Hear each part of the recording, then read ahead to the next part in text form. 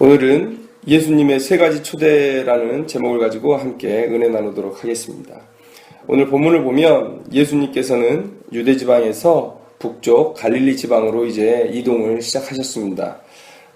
그리고 바로 갈릴리에 오시기 전에 사마리아 땅 수가성에서 이틀을 유하시면서 그곳에서 자신을 그리스도라고 밝히 드러내셨습니다. 이것은 오늘 본문을 이해하는데 매우 중요한 사건이죠. 그리고 이제 갈릴리에 오셨고 그곳의 한 작은 도시인 가나에 이르셨습니다. 이곳은 우리가 다 알듯이 혼인잔치가 있었던 곳이고 예수님께서 첫 번째 표적으로 물을 포도주로 만드신 사건이 있었던 바로 그 가나입니다. 그런데 그곳에 도착하자 한 사람이 예수님께 나타났습니다. 그리고 아들이 중병이 걸렸으니 내 아들을 살려달라고 예수님께 간청하기 시작했습니다. 예수님께서는 48절에 본문과는 조금 맞지 않는 어색한 책망을 하시고는 결과적으로는 그의 아들을 고쳐주시는 모습을 오늘 우리는 본문을 통해서 볼 수 있습니다. 오늘은 이 이야기 속에 담겨져 있는 믿음의 심오한 원리 세 가지에 대해서 하나씩 나눠보고자 합니다. 첫 번째 우리에게 주시는 귀한 원리 하나는 책망은 지혜로의 초대이다라는 것입니다. 잠언 말씀에 이렇게 기록되어 있습니다. 매를 아끼는 자는 그의 자식을 미워함이라 자식을 사랑하는 자는 근실이 징계하느니라. 이 말씀에 비추어 본다면 우리의 아버지 되시는 하나님께서 매일 하나님의 방향이 아닌 다른 길로만 행하려고 하는 우리를 징계하지 않으신다면 그것은 더 이상 우리에게 하나님이 아니시다라고 말씀하는 것입니다. 항상 하나님께 부족한 우리의 인생을 하나님께서 징계하심으로 우리에게 사랑을 나타내고 계신다. 바로 이 말씀이죠. 우리가 징계를 받지 않는다면 어떠한 삶이 되겠습니까? 이 죄성으로 항상 하나님 앞에 범죄하고 다른 길로만 행하려는 우리의 인생에 하나님의 책망이 오지 않는다면 우리의 삶은 멸망이요, 패망이요, 또 죽음에 이르게 될 것입니다. 그래서 지혜의 보고인 잠언에서는 모든 지식의 근본은 여호와를 경외하는 것이라고 말하고 있고, 그래서 이 근본 되시는 여호와의 음성을 듣는 것을 바로 지혜로운 자가 해야 되는 일이라고 우리에게 말하고 있는 것입니다. 그렇게 하나님은 우리를 가르치시고 책망하시고 징계하심으로 우리에 대한 사랑을 나타내고 계신데, 오늘 우리가 본문을 보면 예수님께서도 동일하게 그런 간절한 사랑을 오늘 나타내고 계신다라는 것입니다. 우리가 48절의 말씀을 조금 깊이 생각해 볼 텐데요. 48절의 말씀을 많은 사람들이 생각할 때 왕의 신하를 책망하신 말씀이다라고 생각합니다. 그러나 그것은 우리의 오해라는 것을 말씀드리고 싶습니다. 그 이유를 우리가 밝히는 것이 매우 중요한데요. 첫째 이유는 너희라는 대명사 때문이에요. 너희. 만약에 왕의 신하만을 책망하려고 했다면 여기서 분명히 단수형인 너라는 단어가 사용되어져야 될 것입니다. 그런데 오늘 본문에서 보면 이 믿는다는 단어가 헬라어 원어상에 보면 2인칭 복수형으로 나타나고 있다는 거예요. 우리 한글 성경이 제대로 번역했는데 너희가 맞습니다. 너희. 그렇다면 왕의 신하 한 사람을 책망하는 그런 예수님의 말씀이 아니라는 것을 우리는 알 수 있죠. 자, 그리고 두 번째 이유는 무엇입니까? 바로 46절 말씀에 이 요한이 이 장소에 대해서 매우 자세하게 묘사해주고 있다는 것입니다. 마치 이 읽는 독자들에게 뭔가 큰 메시지를 전하고 싶은 그런 요한의 의도를 우리가 볼 수 있는데, 예수께서 다시 갈릴리 가나에 이르시니 전에 물로 포도주를 만드신 곳이라 이렇게 말하고 있습니다. 그리고 나서 48절에 예수님의 책망을 보면 우리가 조금 이해하기가 쉽습니다. 너희는 표적과 기사를 보지 못하면 도무지 믿지 아니하리라. 이 말씀은 곧 무엇입니까? 과거에 이 너희라는 무리가 표적과 기사를 이미 봤다는 것을 전제하고 있는 것입니다. 이것을 전제하지 않으면 오늘 이 얘기가 되어지지 않죠. 매우 어색한 본문이 되어질 것입니다. 만약에 이 책망을 왕의 신하에게 한 것이라고 한다면 도대체 왕의 신하가 과거에 이 예수님의 표적을 어디서 봤는지를 언급하지 않으면 이 이야기는 말이 되지 않는 거죠. 그러면 이 이야기를 전제하고 우리가 앞으로 한번 돌아가 봅시다. 요한이 안내해주고 있는 가나의 혼인잔치 이야기로 한번 돌아가 보면 여기서 물이 포도주로 바뀌는 사건 이후에 믿음이 생겼다라는 언급을 받은 무리들이 있습니다. 그건 누구냐면 2장 11절 말씀에 예수께서 이 첫 표적을 갈릴리 가나에서 행하여 그의 영광을 나타내심에 제자들이 그를 믿으니라 라고 말하고 있습니다. 그를 믿으니라. 그러니까 오늘 본문의 이 책망은 과거에 가나에서도 있었고 지금 이 순간 왕의 신하와 대화하는 이 자리에도 있는 무리들에게만 적용이 될 수 있다는 말이죠. 그리고 오늘 우리가 이 요한이 알려준 힌트를 따라서 가보면 바로 가나의 혼인잔치에서 예수 그리스도의 그 표적을 보고 믿음이 생겼던 그 사람들을 향한 예수님의 책망이다라는 것이죠. 예수님의 의도는 무엇입니까? 왜 너희들이 물로 포도주를 만드는 이 놀라운 메시아를 드러내는 사건 속에서도 이 믿음이 자라지 않느냐, 그것에 대한 책망이고요. 그리고 여기서 왕의 신하가 그럼 어떻게 사용되어지고 있습니까? 왕의 신하가 믿음이 없다고 얘기하는 것이 아니라 믿음이 자라지 않는 너희라는 무리를 향해서 예수님께서 이 왕의 신하를 도구로 삼아서 그들을 자극하고 책망하고 더 나은 지혜로, 하나님을 향한 지혜로 나아가기를 원하셨다라는 것입니다. 우리가 가나의 혼인잔치를 그저 물이 포도주로 변한 그저 기적의 사건이다. 그러니까 이거는 인간이 할 수 없으니까 예수님께서 행하신 거다. 하나님이 하신 거다. 라고 생각하기에는 우리의 이해의 수준이 조금 낮은 것입니다. 자, 그곳에 뭐가 있었습니까? 모세의 율법을 따라서 정결례를 행하기 위한 물이 담긴 항아리가 그곳에 있었습니다. 물이 담겨져야 될 항아리죠. 그런데 그 항아리에 물을 채우라 하시고 예수님께서 이제 떠서 갖다 주라고 하셨을 때 그 안에 있는 물은 뭘로 바뀐 겁니까? 바로 기쁨의 포도주가 된 것입니다. 포도주는 참 많은 상징을 가지고 있습니다. 그러나 기쁨의 잔치를 표현할 때 상징처럼 사용되어지고요. 그래서 우리가 천국에서의 기쁨을 또 상징할 때 이 포도주가 사용되어지고 있습니다. 그러면 우리에게 명확한 이해가 이제 생길 것입니다. 모세의 율법인 정결례, 거룩과 정결은 율법의 핵심 아니겠습니까? 이 모세의 율법의 상징인 이 정결례, 이 정결례를 행하기 위한 물이 예수 그리스도로 인하여서 새 질서에, 새 시대에 기쁨의 포도주로 변했다라는 것은 과연 무엇을 얘기하는가? 이제 율법을 뛰어넘는 기쁨의, 은혜의 복음이 선포되고 있다라는 것을 의미하고 있는 거죠. 예수 그리스도는 이 가나의 혼인잔치 사건을 통해서 자신을 예수 그리스도요 메시아로 선포하신 것입니다. 그렇다면 제자들에게 바라는 예수님의 마음은 무엇이었는가? 그것은 이 제자들이 예수님을 향한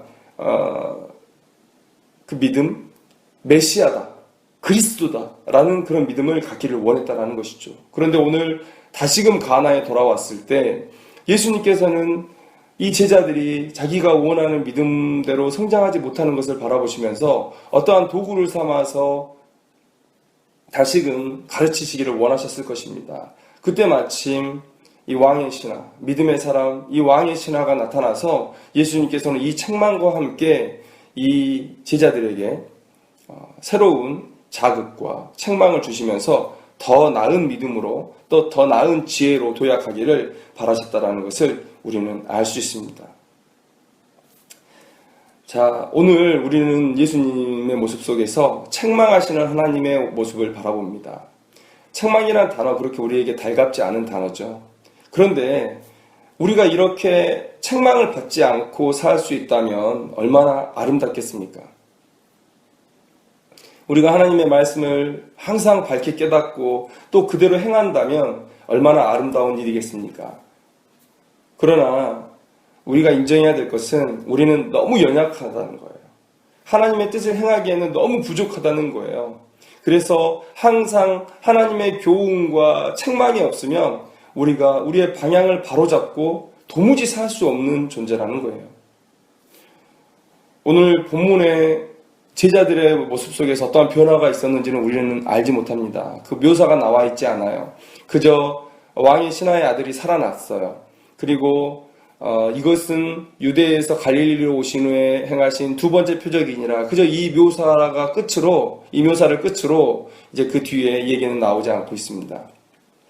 그러나 우리가 한 가지 확실한 것은 뭐냐면 예수님의 이런 지도와 책망의 과정 속에서 제자들의 지식과 믿음은 더욱더 성숙해 갔다는 거예요. 이 책망이 예수님의 제자들을 향한 사랑이었다는 것을 우리가 깨달아야 됩니다. 그리고 그 사랑으로 지금도 예수님이 우리를 책망하시는 분이라는 것을 우리는 또한 깨달아야 된다는 거예요. 하나님은 우리를 가르치시는 하나님이십니다. 우리의 지식의 근원이시고 근본이신 하나님께서 우리를 가르치시는 그런 사랑을 날마다 우리에게 보여주시는 거예요. 그런데 이런 가르침 없이 살 수 없는 백성들이 이 가르침을 받지 않겠다고 한다면 그것은 잠언서에서 수없이 얘기하듯이 미련한 자인 것입니다. 이 시대는 사실 하나님께 눈과 귀를 닫고 있는 시대가 아닌가라는 생각을 해봅니다. 하나님의 말씀은 홍수를 이루고 있습니다. TV와 라디오 모든 매체 속에서 인터넷에서 이렇게 설교가 이제 많이 나오고 있죠. 그러나 이 설교의 홍수 시대에 과연 하나님의 말씀을 받고 그것들을 내 삶에 적용해서 삶의 변화, 거룩과 정결한 삶으로 나아가는 사람들이 얼마나 있는가. 그런 결과가 나타나지 않는 것을 볼 때 분명히 우리가 하나님의 말씀에 귀를 기울이고 있지 않다. 하나님의 책망과 교훈에 우리가 별로 신경을 쓰고 있지 않다라는 거예요. 어쩌면 이 홍수가 난 시대에 마실 물이 없는지도 모르겠습니다. 성도들은 그렇게 생각하겠죠. 들을 말씀이 없습니다. 또 목회자들은 이렇게 불평을 할 거예요. 성도들이 이 말씀을 들을 의지가 없습니다. 누구 한 사람에게, 어느 한편에 이것들을 책임을 전가하고 싶지는 않습니다. 그저 함께 반성하고 함께 회개하고 이 하나님의 책망이 이 시대 가운데에 진정으로 적용될 수 있는 그런 방향으로 우리가 나아가야 된다는 것이죠. 한 가지 분명한 것은 우리 모두가 하나님의 책망을 들어야 한다는 것입니다. 오늘 이 시간 우리를 향한 사랑의 표현, 그 책망하심을 우리가 달게 듣고 우리의 삶을 변화시켜서 더 나은 지혜를 가지고 하나님을 향해 나아가기를 소망합니다. 또 오늘 우리에게 주시는 믿음의 두 번째 귀한 원리는 아픔은 은혜로의 초대이다라는 것입니다. 오늘 한 사람이 등장하는데 그를 왕의 신하로 묘사하고 있습니다. 그 묘사에서 알 수 있듯이 우리는 그가 매우 고귀한 신분이었다는 것을 우리는 알 수 있죠. 아들이 아픈 가장 큰 고통 앞에서 왕의 신하는 자신의 명예와 또 권력 그리고 재물에 기반한 모든 기득권, 자존감을 내려놓고 예수님 앞에 엎드릴 수 있었다는 것입니다. 그가 고통이라고 생각했던 그것이 그와 그의 모든 가정을 복된 자리로, 예수님을 믿고 천국을 소망하는 자리로 인도했다는 것을 우리는 알 수 있습니다. 우리의 고통은 바로 하나님께서 우리를 부르시는 손짓이다라는 것으로 우리가 깨달을 수 있을 것입니다. 타락의 순간에 우리의 고통은 시작되었죠.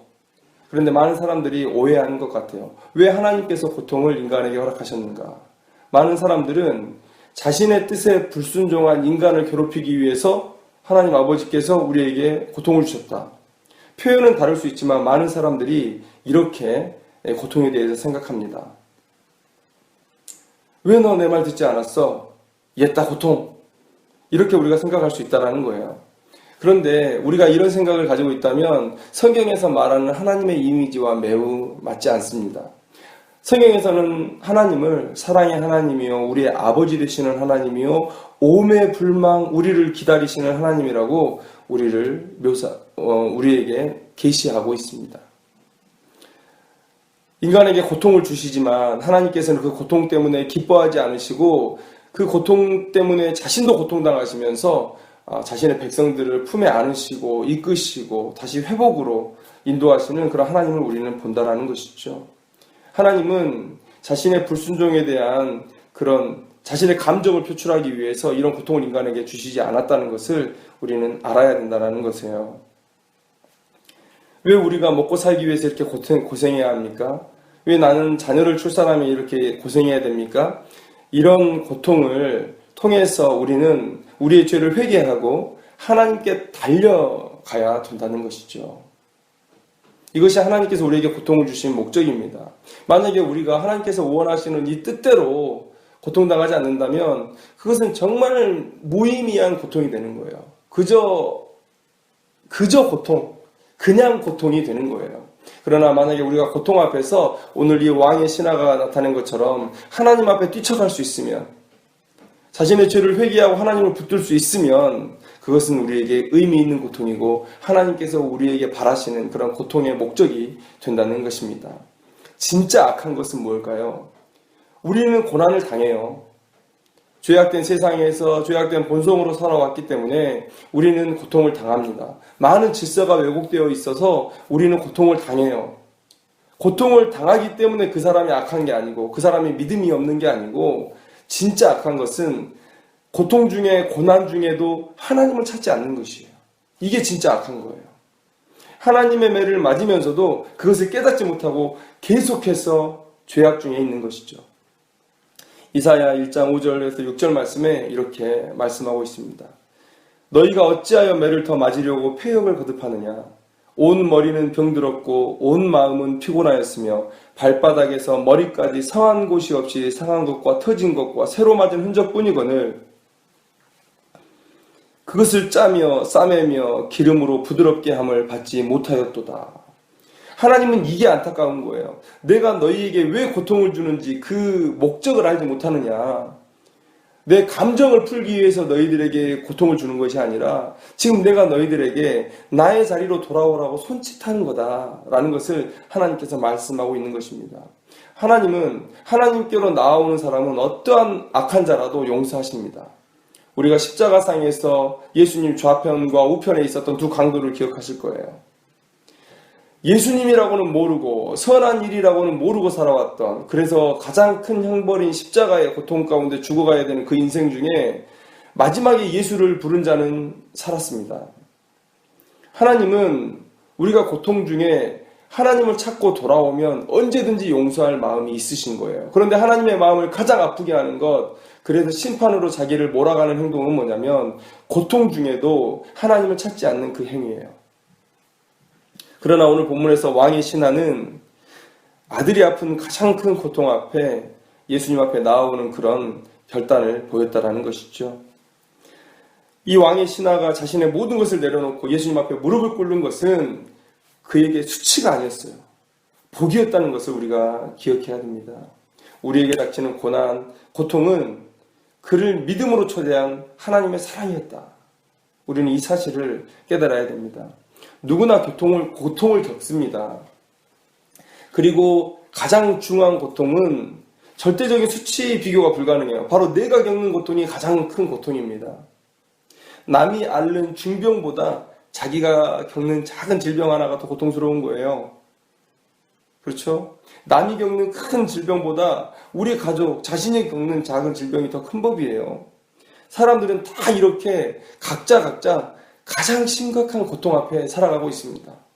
자기께 가장 고통스러우니까. 나도 그렇고 여러분도 그렇고 모두가 다 그런 고통 속에서 살아가고 있습니다. 그러나 우리가 한 가지 깨달아야 될 것은 오늘 본문에서 예수님이 말씀하시는 대로 또 요한이 우리에게 가르쳐주는 대로 우리에게 닥친 이 고통이 하나님의 손짓일 수 있다는 거예요. 하나님께서 우리를 은혜로 부르시는 그런 초대일 수 있다는 것입니다. 이런 아픔이 바로 우리를 하나님 앞으로 인도하기 때문에 이 아픔은 가장 큰 기쁨이 될 수 있다는 것을 우리가 이 시간에 깨달아야 돼요. 우리를 싸고 있는 자아는 정상적인 상태에서는 벗기가 너무 힘듭니다. 그저 편하게 살아가는 인생 속에서 우리가 갑자기 하나님을 찾고 더 큰 믿음으로 도약하고 하나님을 아는 일에 더 열심을 품는 것은 매우 어려운 일입니다. 우리의 본성과 맞지 않는 일이에요. 하나님을 찾는 일은 우리의 본성과 맞지 않아요. 오히려 죄로 치우쳐가는 것이 우리의 본성에 더 맞습니다. 그래서 우리가 하나님 앞에 이렇게 기도하죠. 강권하셔서 저를 이렇게 만들어주세요 라고 기도합니다. 강권하셔서. 이 말의 의미는 뭐죠? 저를 끌고 가시든가 저를 두드러 패서 굴복을 시키시든가 하나님 마음에 합당한 사람을 만들어 달라는 것 아니겠습니까?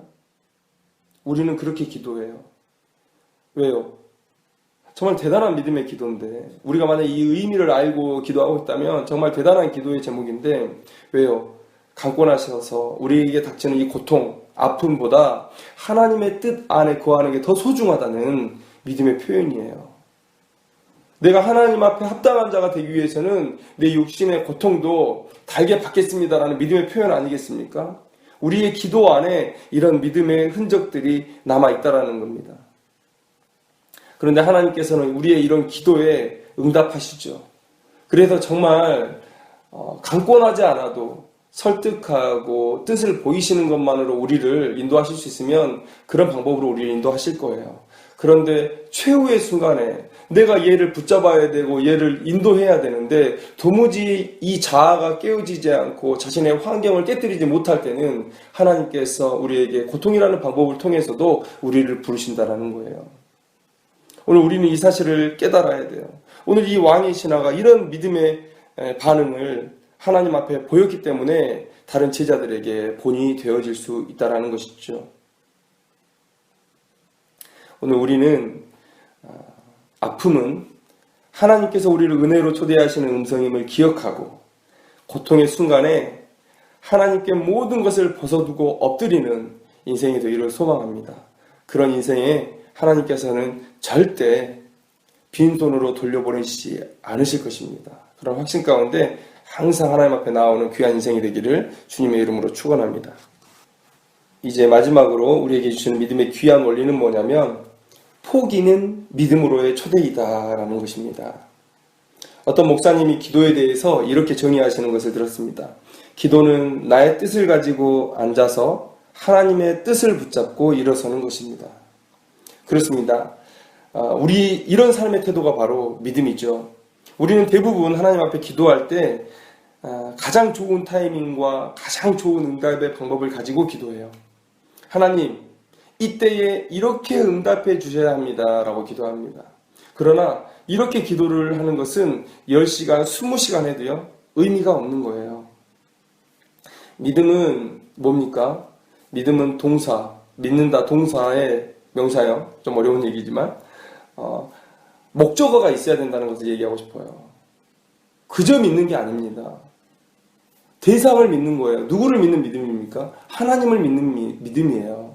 그러면 하나님의 어떠한 부분을 믿는지, 하나님은 사랑이시고 나에게 가장 좋은 것을 주시고 또한 그것을 줄 수 있는 능력, 전지하시고 전능하신 능력을 가지고 계신 분이라는 것을 믿는 거예요. 그래서 우리가 성경에 계신 데 하나님의 성품을 쫓아서 하나님께서 내 지각을 뛰어넘어 최고의 타이밍에 최고의 것을 주시리라는 그런 믿음을 갖는 것이에요. 이게 믿음입니다.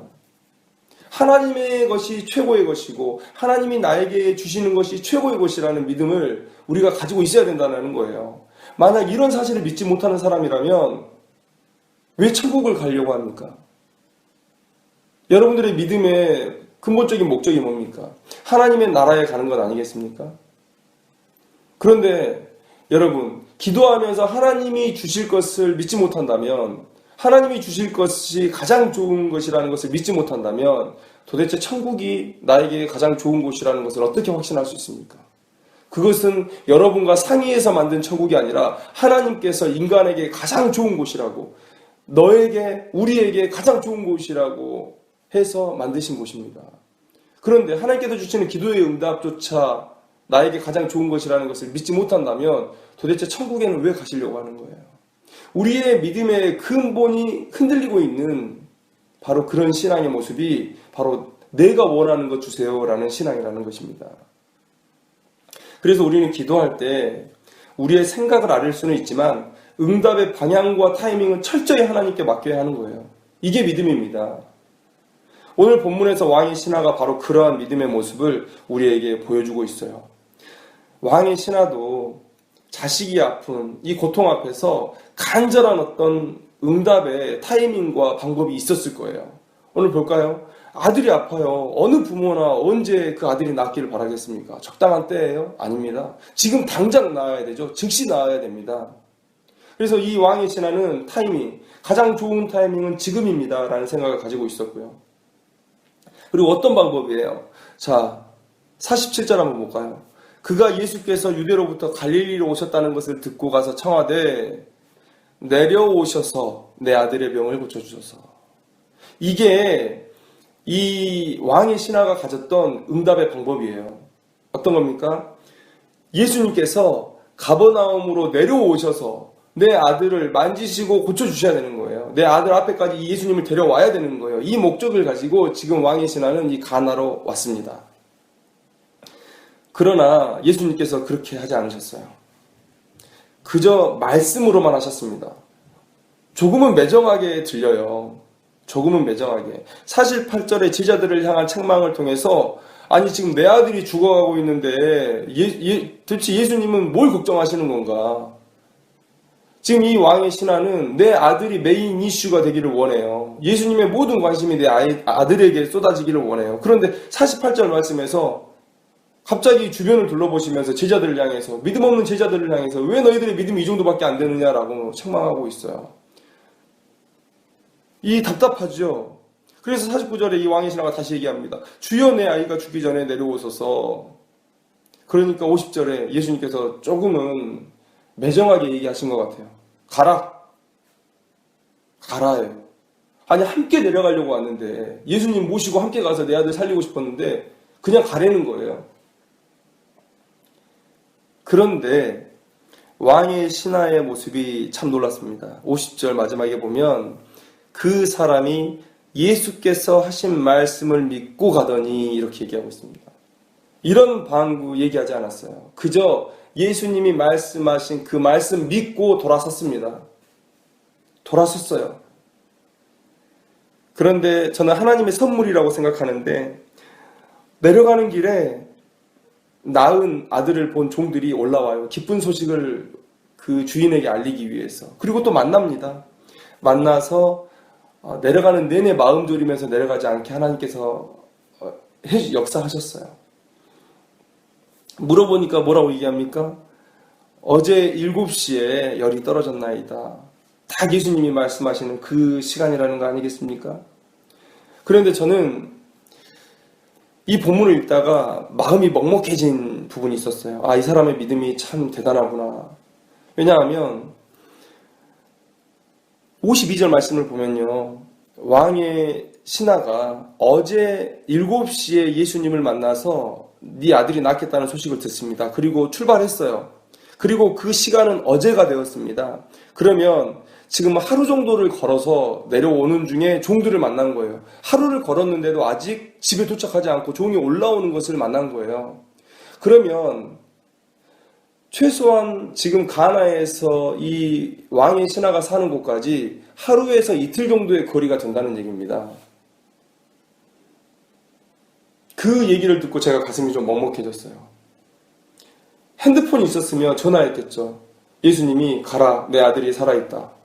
전화해서 여보, 내 아들 열 내렸어? 열 내렸어? 그래? 예수님 말이 된 거네? 나 이제 출발할게. 이런 상황이 아니라는 거예요. 아무런 표적도 붙들지 못하고 그냥 예수님 말씀 하나 붙들고 돌아선 거예요. 저 같으면 그렇게 못할 것 같아요. 만약에 내려갔는데 내 아들이 낫지 않았어요. 그러면 다시 올라오는데 왕복하는데 4일 걸립니다. 그 길을 내려가면 둘 중에 하나예요. 내가 내려가서 내 아들의 시체를 보든지 아니면 회복된 모습을 보든지. 예수님의 말을 믿고 내려간다면 그건 정말 대단한 믿음인 거죠. 인간적인 마음에서 어떻게 이 사흘거리나 되는 길을 갈 수 있겠습니까? 내려간데 만약에 내 아들이 안 나왔으면 어떡해요? 언제 예수님을 다시 만납니까? 이런 급박한 상황 속에서. 그런데 왕의 신하는 자신이 생각했던 응답의 방법이 아니라, 자신이 생각했던 그런 타이밍이 아니라 하나님의 타이밍과 하나님의 방법을 붙들고 그 자리에서 일어섰다는 거예요. 두 번의 기회도 없을 그 길을 걸어서 돌아갔던 거예요. 이것이 예수님께서 이 왕의 신하를 통해서 제자들을 가르치시고자 하시는 믿음이에요. 너희들 봐라. 너희들은 표적을 보고도 믿지 못했지. 그러나 이 왕의 신하는 지금 내 말 한마디를 듣고 돌아서서 가고 있다는 거예요. 아무런 표적도 보여주지 않았는데 그저 가라, 네 아들이 살아있다라는 이 말 한마디 붙들고 예수님의 말씀이며 이루어질 줄로 알고 돌아갔다는 거예요. 예수님이 제자들을 향해서 가르치고 싶었던 바로 그 믿음입니다. 믿음은 하나님께 나를 인정하라고 하는 것이 아니에요. 나를 관철시키는 것이 믿음이 아니에요. 전지전능하신 하나님을 믿고 또한 하나님의 것이 최선이라는 것을 믿고 하나님이 주시는 그것을 쥐고 돌아서는 것, 그것으로 인해 만족하는 것, 바로 그것이 믿음이라는 것입니다. 오늘 우리가 귀한 믿음의 원리들을 깨닫습니다. 우리의 자아의 욕구를 포기함으로 우리는 더 큰 믿음으로 나아갈 수 있습니다. 오늘 이 시간 이 진리를 깨닫고 신앙하는 우리들이 다 되기를 주님의 이름으로 축원합니다. 이제 말씀을 마치겠습니다. 오늘 우리가 세 가지 믿음의 귀한 원리들을 살펴보았습니다. 책망은 지혜로의 초대이다. 아픔은 은혜로의 초대이다. 포기는 믿음으로의 초대이다. 이 세 가지 주제를 가지고 함께 말씀을 나누었습니다. 그런데 우리가 앞에 나열되어 있는 세 가지 주제들은 정말 우리가 인생에서 그렇게 좋아하지 않는 단어들이에요. 책망, 아픔, 포기. 어떻게 하면 이것들을 피해갈까라는 생각으로 우리가 살아가는 인생 아니겠습니까? 어떻게 하면 누구에게 책망받지 않고 칭찬을 받을까? 어떻게 하면 내가 삶에 고통을 당하지 않고 평안함 중에 살아갈 수 있을까? 어떻게 하면 내가 포기하지 않고 더 성취하고 더 줄 수 있는 인생을 살 수 있을까? 우리 이런 목적을 가지고 세상 살아가지 않습니까? 그러나 하나님께서는 하나님의 방법으로 우리가 꺼려하는 이 세 가지의 주제들, 이 태도들을 가지고 하나님의 역사를 이루신다라는 거예요. 우리는 세상과 아주 다른 시선을 가지고 살아야 됩니다. 우리는 세상에 동화되지 않는 사람이어야 돼요. 세상의 가치에, 세상의 어떤 기준에 전도되어서 살아가면 안 되는 인생들이라는 거예요. 그래서 오늘 우리가 꺼려하는 세 가지 주제가 우리의 삶에 의미가 있는 것입니다. 우리 초등학교 산수 시간에 배웠던 요술상자를 다 기억하실 거예요. 이렇게 네모 상자가 있고요. 위로 이렇게 들어가는 구멍이 있고 아래로 내려오는 구멍이 있습니다. 근데 위에 어떤 숫자를 넣으면 그 요술상자 안에 있는 어떤 공식에 대입되어져서 밑에 결과물들이 나와요. 예를 들면 3을 넣었는데 6이 나왔어요. 그리고 5를 넣었는데 8이 나왔어요. 그러면 그 안에 요술상자 안에 어떤 공식이 숨어 있는 겁니까? 플러스 3이라는 공식이 숨어 있겠죠. 이게 우리가 산수 시간에 배웠던 요술상자입니다. 그런데 오늘 저는요, 바로 이 요술상자가 하나님께서 일하시는 방법이라고 생각해요. 그 안에 하나님의 공식이 들어있습니다. 우리 두 손에 올려진 보잘것없는 나의 환경과 재능들이 있어요. 물질들이 있어요. 그런데 이것 가지고는 도무지 우리가 이 세상에서 살 수 없는 것들인데, 또 이것 가지고는 도무지 하나님의 영광을 위해서 우리가 살 수 없는 것들인데요. 이 작은 것들이 보잘것없는 것들을 요술상자 안에 넣으면 하나님의 공식이 대입되어져서 놀라운 결과물로 나오는 것들을 우리가 보게 돼요. 저는 그 하나님의 공식 안에 이런 공식이 들어있다고 생각합니다. 요술상자 안에 플러스 무한대, 곱하기 무한대. 바로 이러한 놀라운 공식들이 그 하나님의 요술상자 안에 있기 때문에 우리는 책망이나 아픔이나 포기도 하나님께서 놀랍게 역사하셔서 지혜와 은혜와 믿음이라는 이런 놀라운 결과물을 우리를 위해 만들어주고 계시는 것을 우리가 보게 됩니다. 믿음으로 하나님께 우리의 것을 맡기고 세상이 꺼려하는 책망, 아픔, 포기라는 주제를 취하면 하나님께서 놀라운 결과물들을 우리의 삶과 두 손에 채워주실 것입니다. 이것이 믿음의 원리고 오늘 본문에서 발견하는 예수님의 놀라운 가르침이에요. 이런 놀라운 믿음의 원리를 깨닫고 날마다 성취와 그로 인한 기쁨이 넘쳐나는